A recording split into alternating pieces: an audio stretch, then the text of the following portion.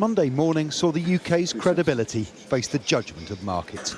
3 weeks of chaos and a weekend of whiplash U-turns has left financial stability, economic policy and the fate of ministers in the hands of investors. The stakes of the new Chancellor couldn't have been higher. Sky News understands at least one pension fund would have been threatened had UK gilt markets continued to plunge. Ditching almost everything his predecessor promised did the job for now. I think it's a cautious vote of confidence, if you like. I think it's a reflection of how far that mini-budget went in unsettling markets. I had to row all of that back and say, and we are not about to do anything completely out of the ordinary. For a G7 economy, for a finance minister of a G7 economy to say that is quite something.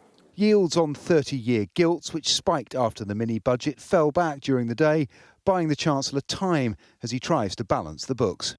These gilt markets matter because they set the cost of government borrowing. They're effectively a vote of confidence in a state's ability to pay its way. So the lower the yield, as it's called, the lower the interest rate the government pays on new borrowing or maintaining existing debt. So if this can be stabilised or brought down, it might, just might, reduce the need for spending cuts.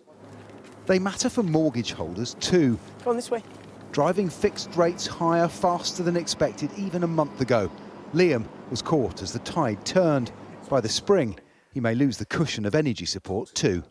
Our percent has gone up from 1% to 4%, which represents, I guess, for us around about £400 extra a month to find. So over the year is definitely time to tighten the purse strings, if you like. So yeah, it's been a difficult one. I feel like I've, for lack of a better term, definitely had your pants pulled down to a degree. Having reversed more than £30 billion of tax cuts, the Chancellor now has to rebuild faith in the public finances for the satisfaction of the Office for Budget Responsibility. I think probably what he's found when he got the forecast, the draft forecast, is that there's a bigger hole than he'd expected, and he simply can't afford the rest of the tax cuts which were included in the mini-budget. The markets force ministers to change course, and confidence lost in a month can take years to restore. For now, every day will be Judgment Day. Paul Kelso, Sky News in the City of London.